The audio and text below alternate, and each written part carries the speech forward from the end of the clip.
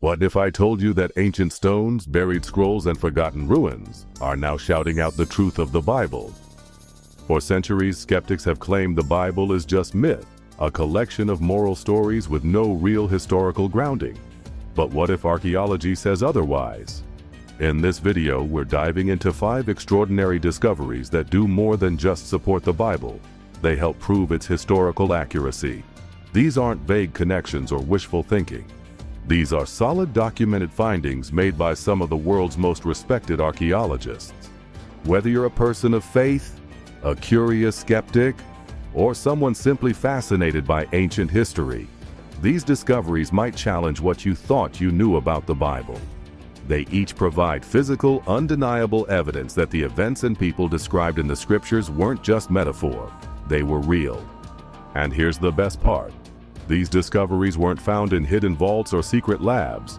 They were uncovered in the dirt, in the ruins of ancient cities, by people who didn't even set out to prove the Bible. So stick around, because some of these finds are so surprising, they sound almost too good to be true. Let's start with a discovery that literally carved the name of a biblical king into the stone of history. The Tel Dan Stele. In 1993, a team of Israeli archaeologists digging in the ancient city of Dan in northern Israel stumbled upon something that would stun the academic world. It wasn't gold or treasure. It was a fragment of a broken black basalt stone with an ancient inscription. That fragment became known as the Tel Dan Stele, and it holds one of the most significant biblical confirmations ever found. Why? Because etched into its surface were 3 game-changing words: House of David. For decades, some scholars claim that King David, the shepherd-turned-king who defeated Goliath and ruled a united Israel, was nothing more than a myth, a literary invention of Hebrew storytellers. There had been no hard evidence, outside of the Bible, proving he even existed. Until this. The stele is believed to have been created by an Aramean king, possibly Hazael, who boasted of his military victories over the kingdoms of Israel and Judah. In his account, he claims to have defeated the king of Israel and the house of David, meaning David's dynasty was not only real, but powerful enough to be recognized by its enemies. Here's the wild part. This stone wasn't even found on purpose. It had been recycled centuries later and embedded into a wall as construction material. If archaeologists hadn't been paying close attention, the words might have gone unnoticed. Its discovery marked the first time David appeared in an ancient inscription outside the Bible. That changed the debate. Suddenly, there was archaeological proof that David wasn't just a spiritual symbol. He was a historical king whose legacy was carved into stone. And that was just the beginning. Up next, the greatest manuscript find in modern history: the Dead Sea Scrolls. In 1947, a young Bedouin shepherd was chasing a lost goat in the desert cliffs near the Dead Sea when he threw a rock into a cave and heard the sound of breaking pottery. What he found inside would become one of the most astonishing archaeological discoveries of the 20th century: the Dead Sea Scrolls. Inside the cave were clay jars holding ancient scrolls, perfectly preserved for nearly 2,000 years. Over the next decade, thousands of scroll fragments were uncovered in 11 nearby caves near Qumran. These fragments came from over 900 different manuscripts, including parts of every book of the Old Testament, except Esther. Why does this matter? Because these scrolls were written between 150 BC and 70 AD. That means they predate the oldest known Hebrew manuscripts by nearly 1,000 years. When scholars compared the scrolls to modern versions of the Old Testament, the results were jaw-dropping. They matched with extraordinary accuracy. This confirmed something long debated: that the biblical text had been preserved with extreme care across generations. Copy after copy, scribe after scribe, the words remained almost unchanged. Critics who once claimed the Bible had been rewritten over time were forced to take another look.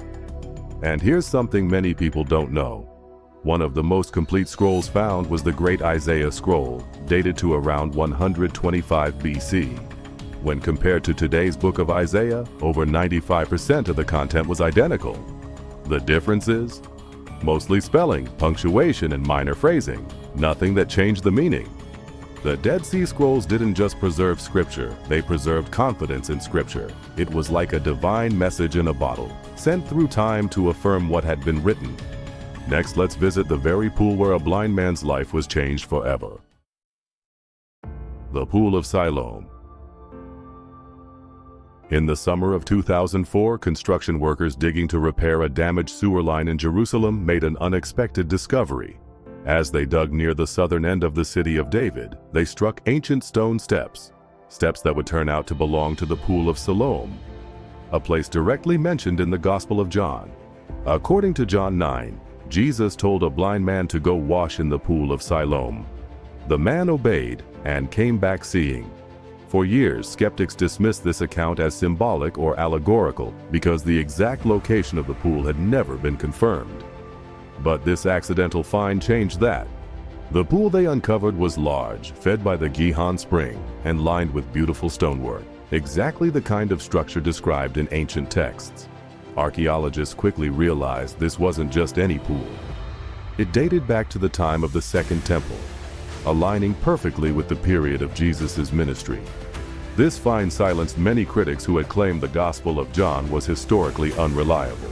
Here was clear, physical evidence that this place existed and looked exactly as the Bible described. It wasn't a metaphor. It was a real place where a real man encountered a real miracle. And here's something even more fascinating. Only a portion of the Pool of Siloam has been fully excavated. Much of it still lies buried beneath modern homes and streets, inaccessible for now. Future digs could uncover even more, and perhaps new clues about life in Jerusalem during the time of Jesus. This discovery bridges the pages of Scripture with the streets of our world. It brings the Bible out of myth and into history. Now let's meet the Roman governor whose name was literally carved in stone. The Pilate Stone. In 1961, while excavating a Roman theater in the ancient city of Caesarea Maritima, archaeologists uncovered a limestone block that would make headlines. On its surface was a partially damaged Latin inscription, and it included the name Pontius Pilatus, the Roman governor who sentenced Jesus to death. This artifact is now famously known as the Pilate Stone.